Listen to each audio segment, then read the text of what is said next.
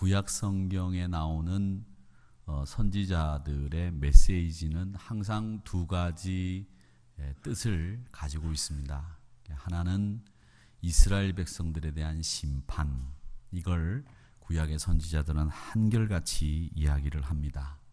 하나님의 심판이 다가왔기 때문에 여러분 여호와의 말씀을 청종하고 여호와께로 돌아와야 합니다 라고 하는 것이 첫 번째 이스라엘 백성들에게 선포한 구약 선지자들의 메시지입니다. 또 두 번째 이스라엘 백성들이 선포한 메시지는 하나님의 민족인 이스라엘 선민이 타락했음을 다시 한번 인식시키는 메시지가 구약 시대의 선지자들이 선포한 메시지의 주요 내용입니다. 그래서 하나는 하나님의 심판이 있습니다. 또 하나는 우리가 하나님께로부터 불순종하고 타락했습니다 라고 하는 이 두 가지 메시지가 이스라엘 백성들을 향한 구약 선지자들의 메시지의 주요 내용입니다. 오늘 우리가 읽은 이 요나 선지자는 이런 구약 선지자들의 메시지와는 다른 메시지를 이스라엘 백성들에게 전하고 있습니다. 그 다른 메시지는 뭐냐 하면 이스라엘 백성들을 향한 메시지가 아니고 바로 아시리아의 니느웨 백성들을 향한 하나님의 말씀을 선포하고 있다라고 하는 겁니다. 그래서 이 요나서는 선지자들이 보통 하나님 나라 백성들을 향한 메시지가 아니라 이방 민족인 니느웨 백성들을 향한 하나님의 명령을 수행하도록 이 요나는 임명받고 그 사명을 감당하게 된다는 것이 요나서의 차이점이라고 할 수 있겠습니다.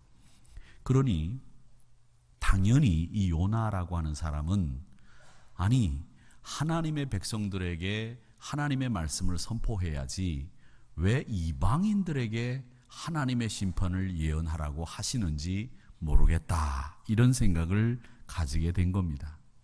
그래서 니느웨로 가라고 하는 하나님의 명령을 따르지 않고 이 요나는 다시스라고 하는 곳으로 도망을 가게 된다는 이야기가 요나가 가지고 있는 이야기입니다.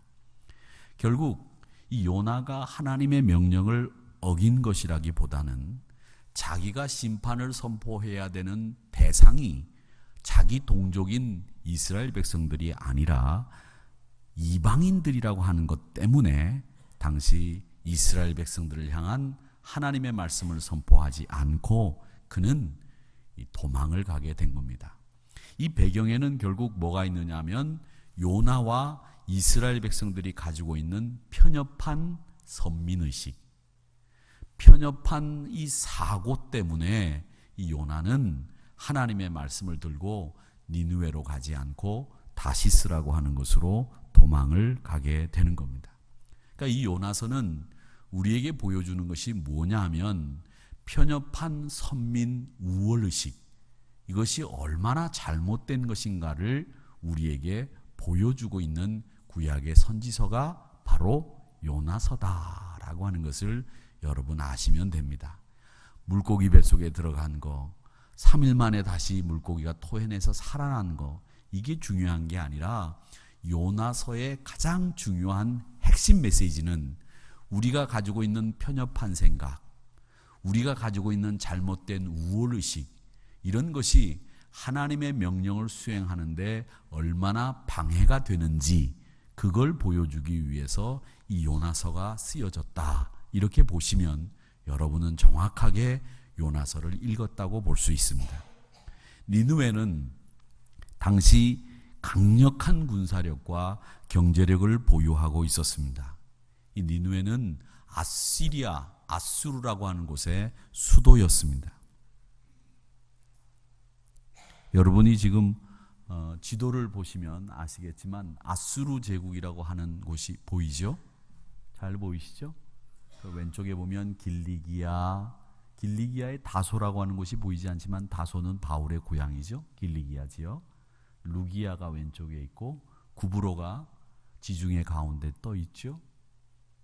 그 다음에 저 왼 왼쪽 밑에 높이라고 하는 곳이 있는데 지금의 멤피스라고 하는 이집트의 도시입니다. 그 다음에 온이라고 보이죠? 온, 그 위에 나일강 밑에 보면 이 온이 고대 이집트의 수도입니다.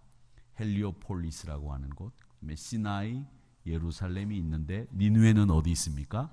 빨간 동그라미 친 저쪽 아수르 제국의 히데겔, 티그리스강 옆에 니느웨라고 하는 곳이 있습니다.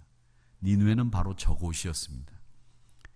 니느웨는 아수르가 강대국이었기 때문에 이스라엘 백성들 입장에서 보면 이 강대국인 니느웨가 망했으면 하는 바람을 가지고 있었습니다. 이스라엘 백성들은 당연히 가지고 있는 생각이죠. 왜냐하면 이스라엘의 입장에서는 니느웨, 아수르가 강력하고 그 강력한 나라가 망하게 되면 자기들을 다스릴 지배국가가 없어지는 거기 때문에 독립을 쟁취할 수 있지 않을까, 이런 생각에 망했으면 좋겠다라는 생각을 가지고 있었던 거죠. 왜 여러분, 저도 그런 경험이 있습니다마는 일본이 섬나라인데 1년에 3cm씩 가라앉는다. 그러다가 2000 몇 년도에는 일본이 이 지구상에서 완전히 없어진다, 그럴 뉴스가 나왔을 때 속으로 얼마나 쾌재를 불렀습니까? 이 얄미운 일본 결국 없어지는구나, 잘됐다, 이런 마음들을 우리 한국 사람들은 아마 마음속에 다 가지고 있었을는지 모르겠습니다. 근데 지금 너무 늦게 가라앉아서 속으로는 빨리 가라앉아라, 빨리 가라앉아라, 이런 마음을 가지고 있듯이, 그런 마음을, 그런 생각을 우리가 한 번 정도는 해봤듯이 이스라엘 백성들도 니느웨라고 하는 나라가 망했으면 하는 그런 생각을 가지고 있었다는 겁니다. 그런데 하나님이 요나에게 그 나라에 가서 구원을 외치고 회개의 복음을 전하라고 말씀하시는 겁니다. 그 나라가 구원을 받고 그 나라가 강대해지면 자신들을 더 괴롭힐 거 아니겠습니까?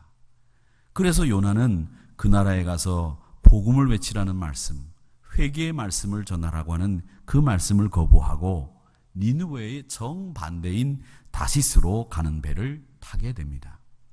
그 배 안에서 요나는 태평스럽게 잠을 자죠. 여러분, 하나님의 명령을 어기고 배 안에서 편안하게 잠을 잘 수 있었다, 어떤 생각이 드십니까? 저는 요나가 영적으로 굉장히 무디어 있구나라는 생각을 하게 됩니다. 하나님의 명령을 어기고도 태평스럽게 두 다리 뻗고 잠을 자? 이런 사역자가 어디 있습니까?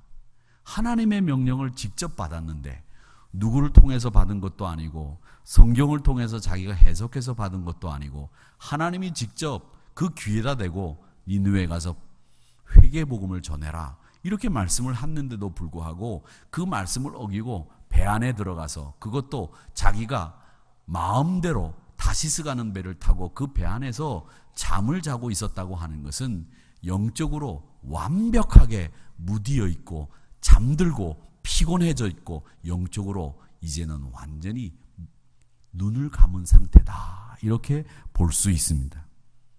그런데 풍랑이 일어났습니다.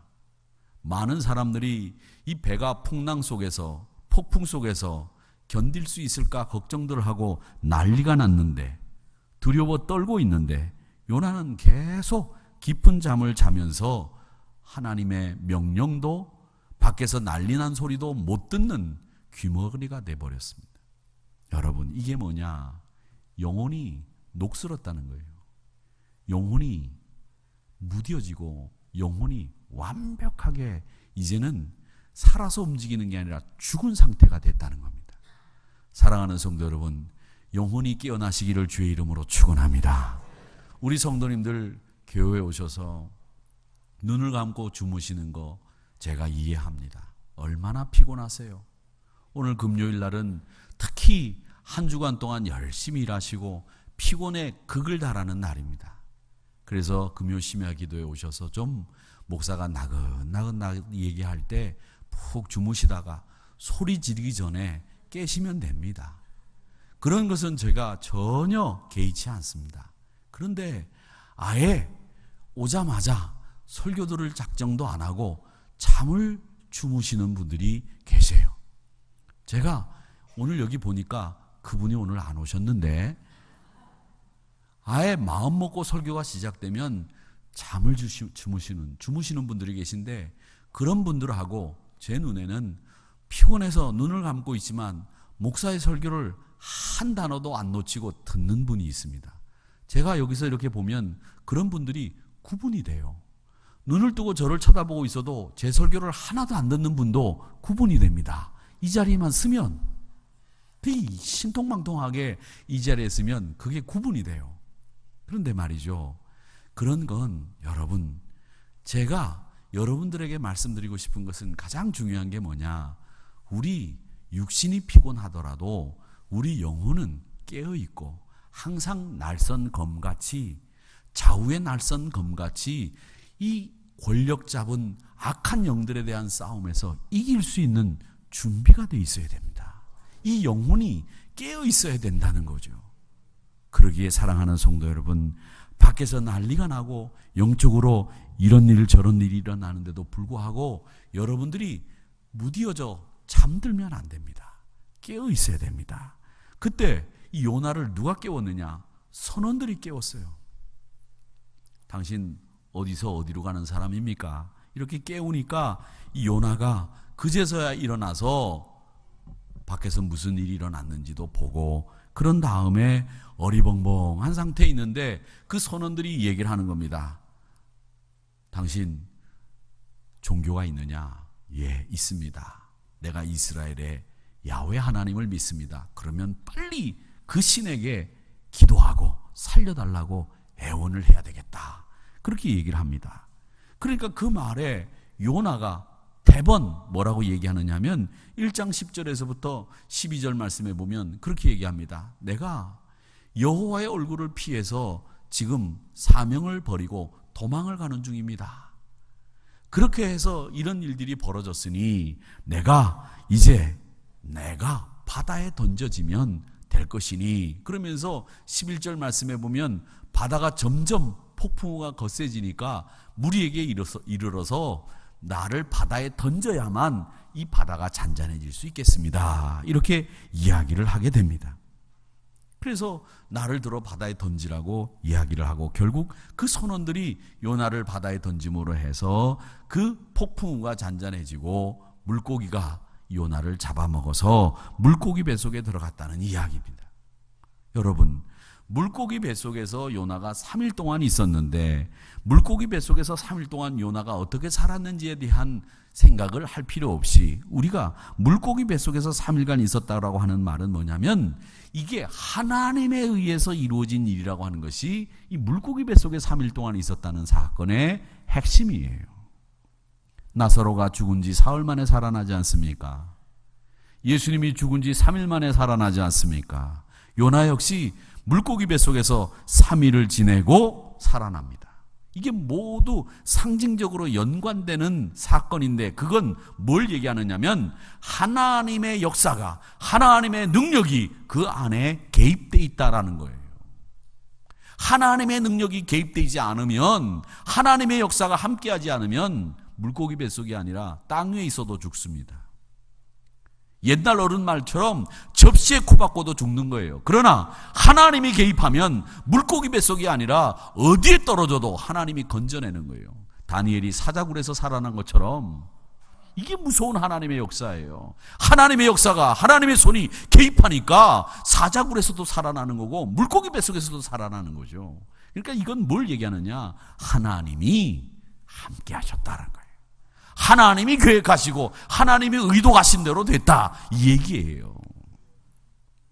물고기 뱃속에서 요나가 뭘 했겠습니까? 하나님, 나를 살려주십시오.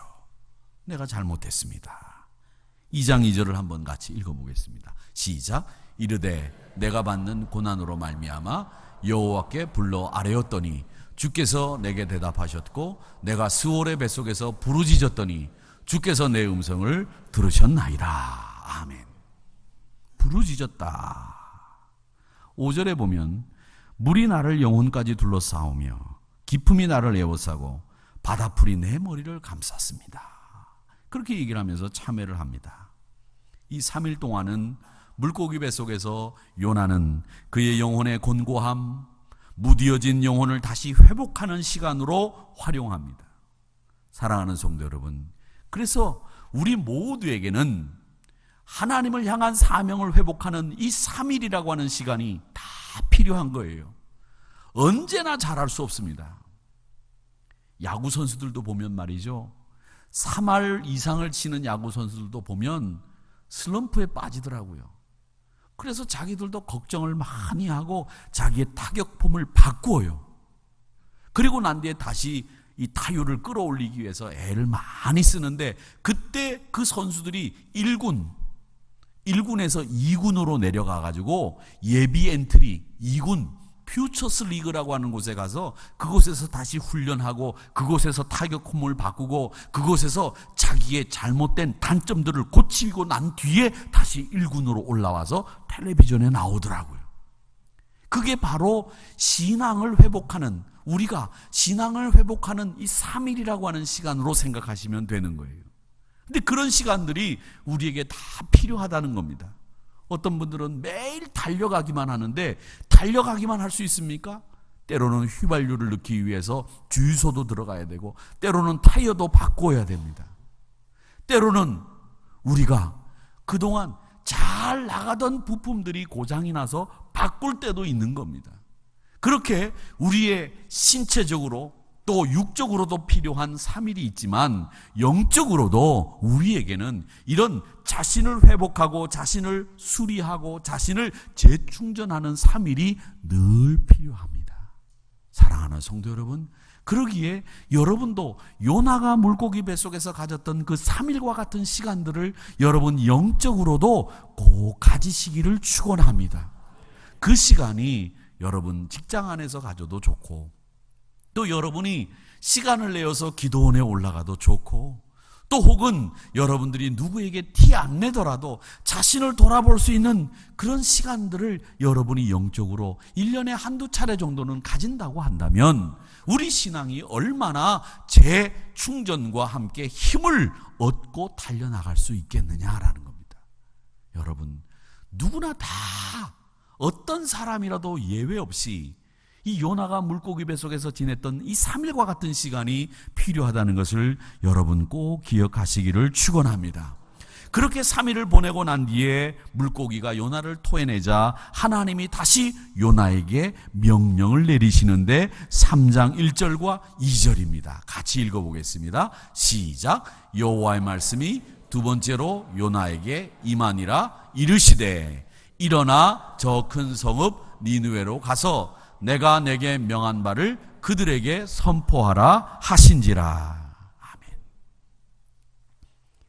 요나가 3일이라고 하는 시간을 가짐으로 하나님이 그에게 다시 명령과 사명을 주시는 것을 볼 수 있습니다. 사랑하는 성도 여러분, 그래서 요나는 하나님의 명령에 순응해서 니느웨로 들어가지 않습니까? 이 니느웨라고 하는 성이 얼마나 큰지 말이죠. 성 둘레만 100km예요. 100km면 말이죠, 어느 정도 되느냐 하면, 제가 저희 아버님 댁 일산이 어느 정도 되냐면 30km 정도가 돼요. 제가 가보니까 저는 이렇게 갈 때 어느 길로 가든지 이렇게 재봅니다.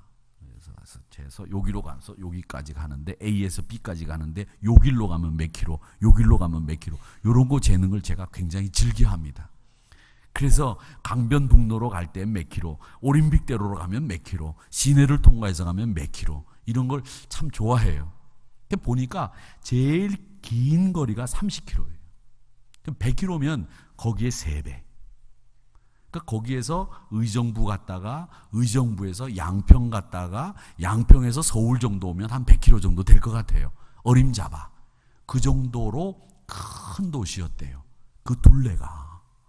그러니까 여기서 한번 생각해 보세요. 여기서 일산 갔다 의정부 갔다 양평 갔다 서울 오는 거리고 이 둘레라고 한다면 지금의 서울과 뭐 그렇게 별로 그렇게, 물론 지금의 서울과는 비교는 안 되지만 옛날 고대 도시가 그렇게 크다고 하면 얼마나 많은 사람이 그 안에 살았겠어요.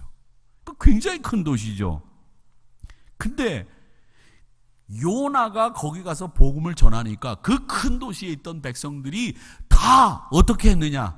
참, 이스라엘에서 선지자가 왔다는데 뭐 회개하라고 한다? 아이고, 저 사람이 우리 보고 회개하라고 그러는데 저게 간첩인지 어떻게 알아? 우리가 그 말 듣고 회개할 것 같아? 이렇게 나와야 되잖아요. 이게 상식이잖아요. 그런데 요나가 회개 복음을 니느웨 가서 전하니까 어찌 된 일인지 성경에 보니까 왕까지 나와서 왕복을 벗고 죄를 뒤집어 쓰고 회개하고 또 백성들에게 야, 금식해라. 그리고 우리 다 같이 회개하자. 이렇게 선포를 한 거예요. 여러분, 이게 가능한 일입니까?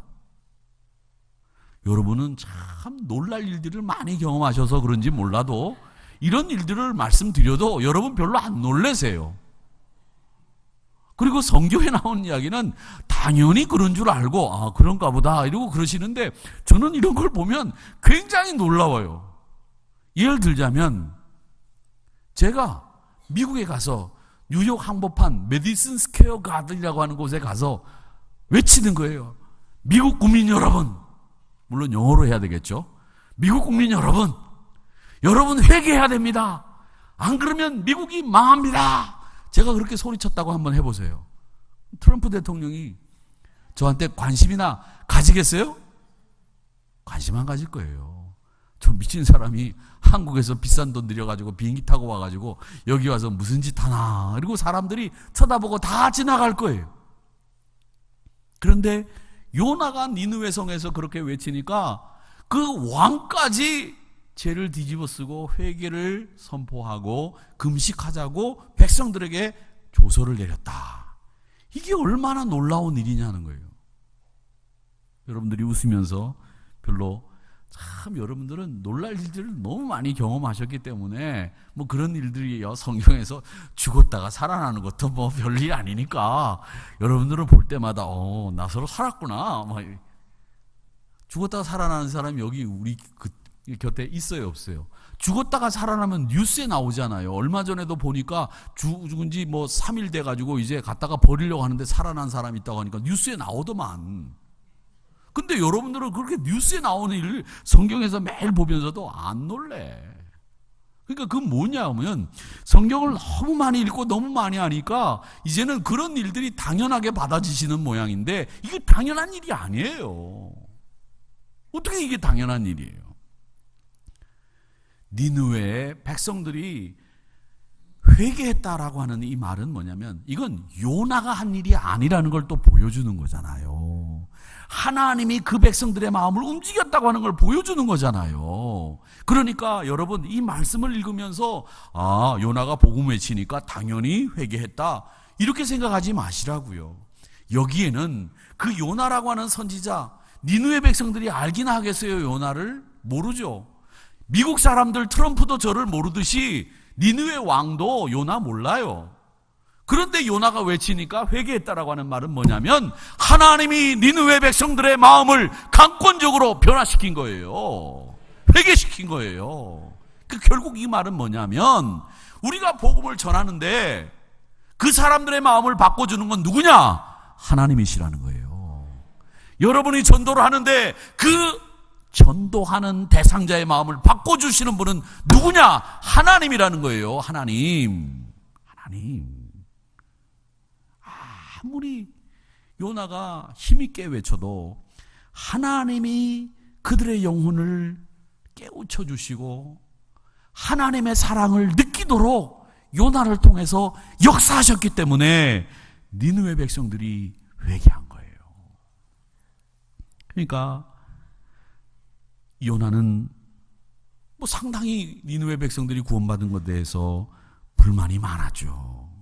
아무리 이웃을 사랑하고 뭐 헌신하고 봉사하고 이런 삶을 살아도 우리를 사랑하시는 하나님의 사랑을 요나도 흉내 못 냈고 우리도 흉내 못 냅니다. 우리가 전도하라고 하면 얼마나 힘들어 하십니까? 정말 힘들어요. 전도하기 위해서. 저도 전도를 해놓고 난 뒤에 그분이 이번 주일날 나올까 안 나올까 걱정이 돼서 전화도 하고 가서 만나기도 했어요. 이번 주일날 꼭 나와야 된다. 너 이번 주일날 안 나오면 나한테 죽을 줄 알아라. 목사가 그렇게까지 얘기했어요. 오죽하면 그렇게 얘기했겠어요. 목사도. 너 이번 주일날 안 나오면 죽을 줄 알아라 말이지. 정말 그렇게 얘기했어요. 목사 손에 한번 죽어보자 이렇게 얘기할 줄 알았어. 사실은. 그래, 나 이번 주일 안 나고 내 목사 손에 한번 죽어보자 이럴 줄 알았더니 뭐라 그런지 아세요? 아, 이번 주일날 나가야 돼? 응, 꼭 나와야 돼. 이번 주일 안 나오면 내 손에 너 죽어. 그랬더니 알았어, 나갈게 그러더라고요. 얼마나 고마운지 몰라요. 근데 지난주 오후에 제가 장로님 그 간증을 들으면서 참 은혜를 많이 받았는데, 제가 간증을 들으면서 은혜를 받으면서 한 가지 생각한 게 있었어요. 그게 뭐냐면, 벼란박이라고 하는 말도 참 듣기 좋았고, 그래서 제가 벼란박 하는 말을 또 이렇게 머릿속에 기억했고, 그 장로님이 말이죠, 조를 짜가지고 사람들을 만나잖아요. 근데 여러분 한번 생각해 보세요. 여러분 전도할 사람 중에 조 짜가지고 만날 만큼 여러분 사람 많이 아세요?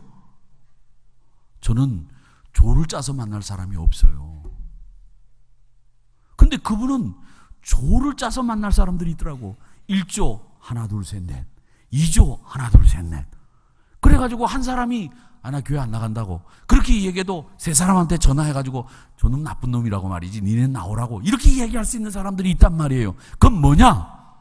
평상시에 인간관계가 굉장히 좋았다는 거예요.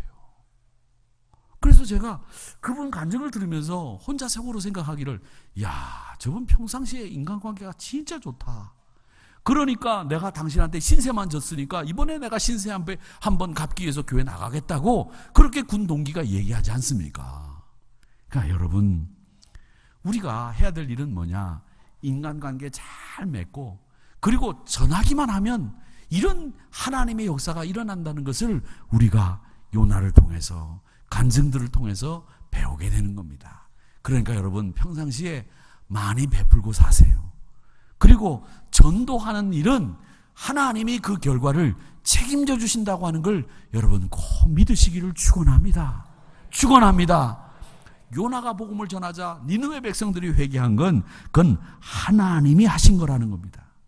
그러니까 여러분들이 어디를 가서든지 복음을 전하면 그 복음을 들을 만한 사람이 있다는 거예요. 이 세상에는 복음을 듣지 못해서 믿지 못하는 사람들이 많습니다. 아직도 이 세상에는 누구에겐가로부터 진지하게 복음을 전해 듣지 못한 사람들이 있다는 거예요.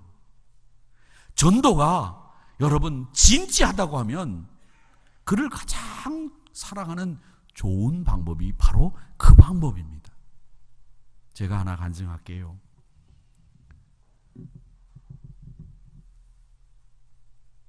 제가 신학대학을 다닐 때 저희 동기 중에 신학교 학생회장이 있었어요. 이 친구가 데모하다가 경찰에 끌려가서 두들겨 맞고 고문당하고 다리를 좀 절어요, 약간. 근데 지금은 많이 좋아졌는데. 근데 제가 부산에서 목회할 때 그 친구가 부산에 산다는 이야기를 제가 들었어요. 저희 학교에 학생회장도 했고 총학생회장도 했고 또 남달리 예수님을 특별히 사랑하던 그 친구였는데 부산에 있는데 우리 성결교회를 안 나오는 거예요. 그리고 그냥 워낙 바쁘다 보니까 집 근처에 있는 교회를 그냥 다니면서 이 교회 저 교회 다니면서 신앙생활을 한다는 얘기를 제가 들었어요. 그래가지고 제가 그 친구를 전화를 했습니다. 야, 아무개야. 너 웬일이냐? 야, 너 내가 부산에 와 있다는 거 너 아냐 모르냐? 알았다는 거예요. 근데 인간이 치사하게 내가 부산에서 목회한다는데 한 번도 안 찾아오냐? 그랬더니 되게 미안해 하더라고요. 나 좀 만나자. 그랬더니 그래, 그러자. 너 돈 많다며? 제가 그랬어요. 단도직입적으로. 그래, 좀 있다. 잘 됐다. 네가 밥 좀 사라. 그래서 제가 그 친구에게 밥을 얻어먹으면서 너 다음 주부터 우리 교회 와라. 네 집에서 우리 교회가 좀 멀기는 하지만 너 우리 교회 와야 되겠다. 제가 그렇게 얘기했어요. 그랬더니 그 친구가 그 부산 지역에 그 친구와 같이 제 동기들이 4명이 더 있어요. 4명이. 근데 그 목회하는 4명의 동기들이 아무도 그 친구에게 우리 교회 와라 이런 말을 안 한 거예요. 그 친구가 돈도 있고 꽤 잘 사니까 그 친구한테 가서 밥은 얻어먹었어도 감히 우리 교회 와라 이런 소리를 못 한 거예요. 근데 제가 밥 사달라고 해놓고 아주 비싼 밥을 얻어먹으면서 제가 다음 주부터 우리 교회 와라 제가 그렇게 얘기를 했어요. 그랬더니 그 친구가 뭐라 그러냐면 거기서 그래 알았다 다음 주부터 니네 교회 나가겠다. 그래서 그때부터 우리 교회를 나와서 지금 우리 교회가 아니지만 그 교회를 나와서 지금 그 교회 장로가 됐다는 이야기입니다. 뭐 아멘까지 할 필요는 없지만 제가 잘했어요 못했어요? 잘했죠. 그래서 지금도 그 친구는 같은 동기이지만 저를 만나면 깍듯하게 인사합니다. 목사님 목사님 그러면서 목사님 감사합니다. 목사님이 저를 교회로 불러주셔서 저를 이렇게 장로까지 만들어주시고 감사합니다 목사님 장용아 이렇게 얘기합니다.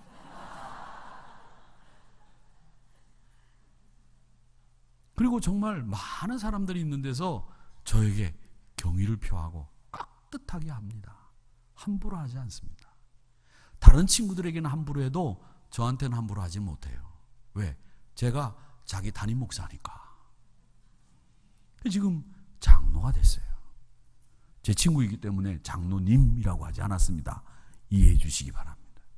여러분, 여러분들이 복음을 저 사람에게 전할 필요가 있을까? 이렇게 생각하는 분들 가운데 여러분들로부터 교회 가자, 예수 믿자 이런 이야기를 듣고 싶어 하는 분들이 분명히 있습니다. 그렇기 때문에 여러분들은 이걸 잊지 마시기를 바랍니다. 니느웨가 왕까지 나서서 회개할 줄 누가 알았겠습니까? 그런데 요나가 복음을 전하니까 왕까지 나서서 회개했습니다. 이런 일이 성경에만 있는 게 아니에요. 교육학에 보면 줄탁동기라는 말이 있습니다. 줄탁동기. 무슨 말이냐면 아래서 병아리가 부화할 때 병아리가 그 아래서 나오려고 속에서 막 발버둥을 칩니다.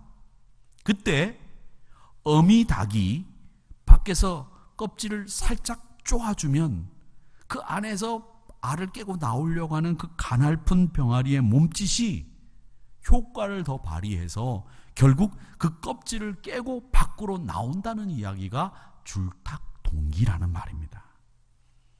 밖과 안이 동시에 마음이 맞아야 됩니다. 지금 밖에는 누군가가 여러분이 불러주기를 바라고 있는데, 쪼아주기를 바라고 있는데, 몸부림을 치고 있는데 밖에서 쪼아주지를 못해서 나오지 못하고 있는, 부화되지 못하고 있는 병아리가 있다는 거예요. 여러분, 어미닭의 마음으로 여러분 지금 준비되어 있는 그 영혼들을 쪼아주시기를 축원합니다. 그렇게 인도하셔야 됩니다. 누군가가 쪼아주면 금방 여러분을 따라올 수 있어요. 그게 여러분 주위에 꼭 있다는 거예요. 잊지 마시기를 축원합니다. 그리고 전도는 말이죠, 수고가 있어야 돼요. 수고가. 그 장로님 보세요. 얼마나 많은 사람을 지난주에 간증을 들어보니까 만나요. 인간관계가 얼마나 좋았어요. 그러면서 신세진 사람들이 교회 나오러 가니까 장로님의 부탁을 안 들어줄 수 없었던 거죠. 평소에 수고한 일들이 많았으니까 그렇게 세심한 배려와 끈기가 필요하니까 결국 된다 이거예요. 여러분, 꽃 키우는 거 이거 보세요. 이게 쉬운 일인가요? 이 뒤에 이거 별거 아닌 것 같죠? 별거 아닌 것 같아요.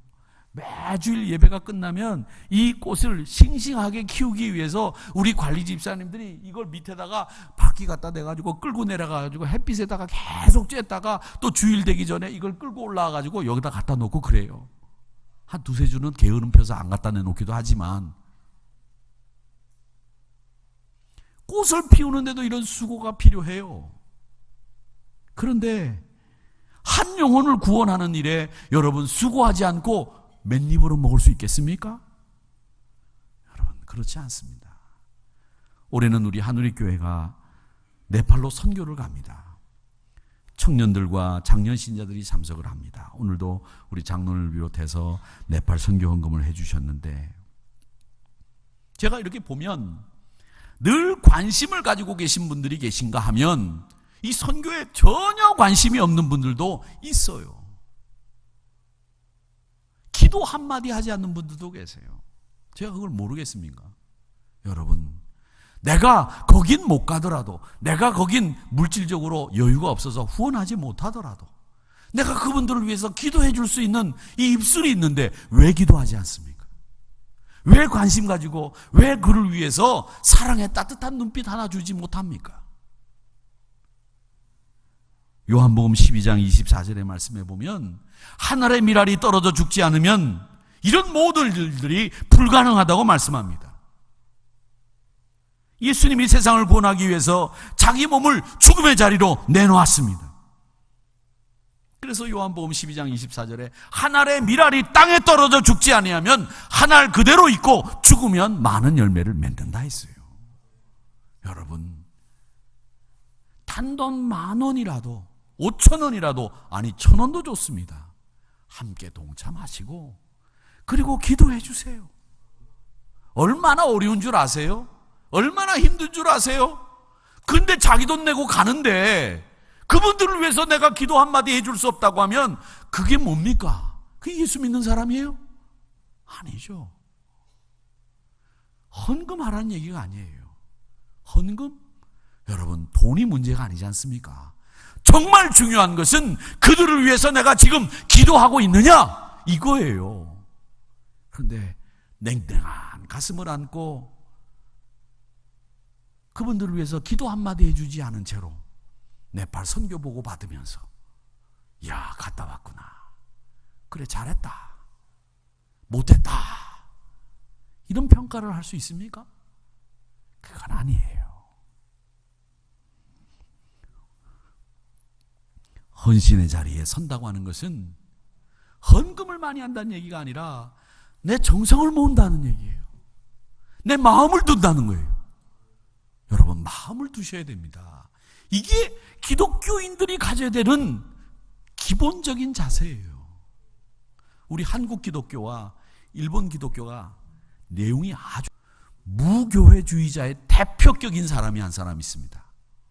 그리고 그분이 쓴 신학성경 주회를 제 나이 또래 목사만 해도 안 본 사람이 없습니다. 그 사람이 누구냐? 내촌 감삼이라는 사람입니다.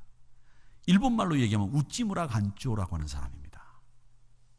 이 사람은 일본 기독교 지도자들 중에 대표적인 사람이에요. 그리고 일제시대 때 많은 사람들이 이 우찌무라 간조의 사상에 영향을 받았어요.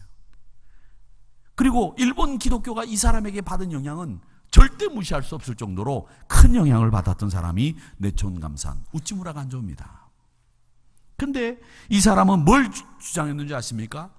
신앙도 지성적이어야 된다는 걸 강조했어요. 함석헌 씨가 여기에 매료됐습니다. 함석헌 씨가 매료되고 함석헌 씨에 매료된 문익환 목사님이 여기에 매료된 한신계열의 목사님들이 다 여기에 매료됐어요. 내촌감산 우찌무라 간조에게 지성신학을 강조했던 분입니다. 그리고 개인 선교를 주장했습니다. 뭐라고 가르쳤는지 아십니까? 남에게 신뢰를 범하지 말아라. 일본식이죠.